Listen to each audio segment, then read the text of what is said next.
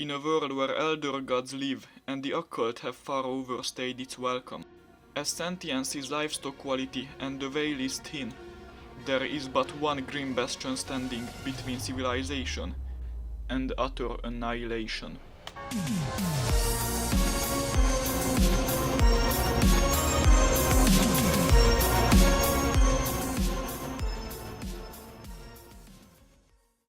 The Eldritch Hunt Conclave is the darker, occult cousin of the Horizon Walker Rangers. While Horizon Walkers traverse the planes in pursuit of balance and ally themselves with friendly extraplanar forces, the hunters of this conclave wage a relentless war to keep the madness of the farmrails at bay at the cost of their sanity and often their bodily well-being. They do not seek alliances, only containment or annihilation. Rarely when they do cooperate, they mostly work with strange bargains or uneasy alliances, such as letting an eldritch worm live behind her left eye to let her see what others cannot. When calamity strikes, the Eldritch Hunt Conclave responds with fire and iron, binding the unnameable to laws it barely comprehends, banishing it screaming into the darkness between the stars.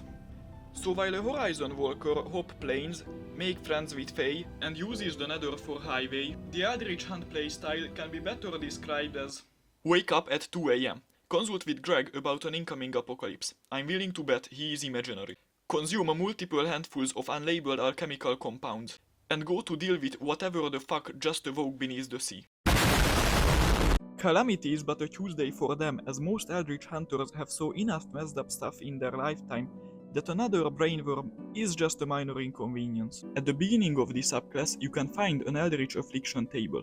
You can use this table to determine yourself a plot hook, quirk, or PTSD from coming to contact with otherworldly forces at me. The first full-fledged feature at level 3 is Studied Strikes. This ability is made up of two parts. The first part lets you make an insight or an investigation check, contesting your target's On a success, you can choose to learn the creature's vulnerabilities, resistances, or max HP. The second part, Abuse Exploit, lets you apply an additional 1d8 damage as a bonus action to a weapon attack. You can choose the type of the damage you apply, that is from up to 2 studied damage types. The damage of this ability increases to 2d8 at level 11s, and also you can study 2 additional damage types. At 7th level, you gain the feature Occult Rites. With this, you can select one boon out of 6 that will stay active until the end of your next rest. Alternatively, you can activate a boon using an action. Boons activated by an action also stays for the same amount of time. Theoretically, right off the bat at 7th level, you can have all 6 boons activated at the same time. Though if you activate a boon using an action, you are forced to make a wisdom saving throw at the end of your next rest. The more boons you activate as an action, the harder the saving throw will become, and you cannot use any outside help other than your own character. If you lose the save, you gain a long-term madness. The more you lose the save by, the more madnesses you gain. The first boon is Modify Mark. When you activate it, for the duration, the damage dice of Hunter's Mark becomes 1d8. Its damage type changes to one damage type that is studied by you. If you activate it as an action, for the next minute the damage dice of the Hunter's Mark becomes 1d10 instead. The second is Utter Disassociation. This gives you advantage on wisdom saving throws against emotion manipulation effects such as Charm Person or Calm Emotions. When you activate it as an action, you instantly cleanse any manipulating effects from yourself. The third is Eldritch Magic. You can choose 2 Warlock spells and prepare them as long as it's activated. You can also choose Warlock cantrips.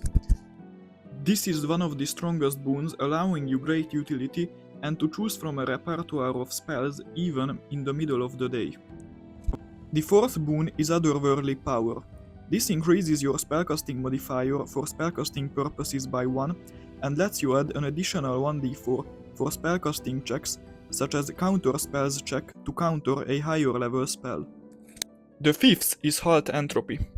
Using this, you gain an amount of temporary hit points equal to your ranger level. When used as an action, you also gain resistance to all damage types except bludgeoning, piercing or slashing damage. Now you might say that this is a pretty good feature. Always a last line of defense, but cannot be overused because it will bite back on you. Madness is a great deterrent after all. And to that, my answer. Deterrent? Oh no. Gameplay loop and the encouragement. You see, the last Eldritch boon, Blasphemous Revelation, gives you a pool of d6s and you start with 1. You can have up to your wisdom modifier plus 1 d6s collected. Each time you come in contact with madness while it's active, including the ones active on you when activating the feature, you gain 1 additional d6. If you collect at least 4 d6s, all your d6s become d8s, even if you already lost some. You can expand up to 2 d6s to add to an attack roll, saving throw, damage roll, or ability check. The less control you have over your own character, the more you have over the world. Madness has no hold on you, as you are the one strangling it. And starting at 11th level, you gain the feature Hardboiled. You have already forgot more from the book than most will ever know, and you have become a paragon of investigation. Your mass experience against anti-memetic and mind-bending forces gives you proficiency in wisdom saving throws, and due to your time spent investigating, you gain advantage into insight and investigation checks. This feature makes you the de facto go-to occult investigator, as now you are not only better against mind-bending forces, but also an expert in searching out them. Additionally, no magical or psychic effect can hinder you in completing a short or long rest in any way, shape or form possible. And starting at 15th level, you unlock your capstone feature, Stolen Flames. You take control over the powers of an eldritch being, stealing its powers. You gain a 4th level Warlock Pact spell slot that refreshes on a short or long rest. At 17th level, this becomes a 5th level spell slot. You can use this feature to cast your favorite spells once per short or long rest without an actual spell slot use. Additionally, from the same feature, your magic becomes so utterly alien that most casters just can't do anything against it. You become immune to spells such as Counterspell or Dispel Magic. And with that capstone, you have become the apex predator of cosmic entities and occult cultists alike. The true nightmare of nightmares, the immovable object no eldritch force can oppose. Thanks for watching.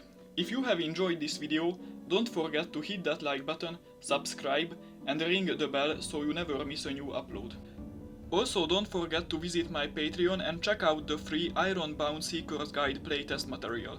If anything piqued your interest, you can also support this project on my Patreon to gain access to the closed playtest versions.